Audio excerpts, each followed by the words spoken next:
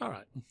Well, here I am in front of my Blue Yeti mic talking about WebAssign problem number 15, where we have a beam which is initially horizontal on a frictionless pivot.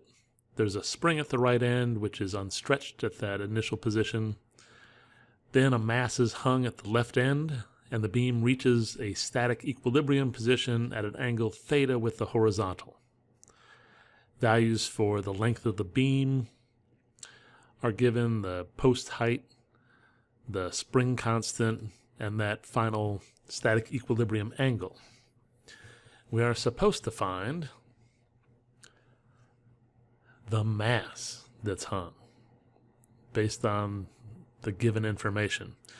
Now note that everything's symmetrical, so the post and the frictionless pivot are exactly at the midpoint of that beam. The key principle that we will apply here is that the sum of the torques about that pivot point will be zero because it's at static equilibrium. And the geometry at the left end, where the mass is hung, is very straightforward. So we can look at the moment arm, which will be L over 2, times the perpendicular component of that gravitational force, which would be mg times the cosine of that angle theta that's given. And on the right-hand side, here's the tricky part. We could approximate the stretch in the spring in order to get the force of the spring by looking at L over 2 times the sine of theta, but that's might not give us an accurate or precise enough result to satisfy WebAssign. So the tricky part of this problem is in the geometry. And to find the actual length of the spring when it's at that equilibrium position requires use of something like the law of cosines. So I have written that out, law of cosines, and I try to draw the relevant triangle that we're dealing with in the proper orientation to make it easier to see. But the law of cosine says that one side squared is the sum of the other two sides minus twice the product of those two lengths times the cosine of that angle that's opposite the side we're trying to get a hold of. It's harder to say than it is to look at. So I'll pause here and have you look at the work I did in calculating the length of the spring. Pause, pause, pause. Take a look at it. Of course, you can pause this yourself.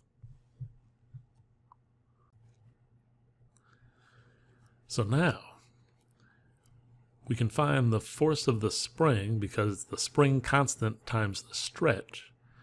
And the stretch will just be that total stretched length.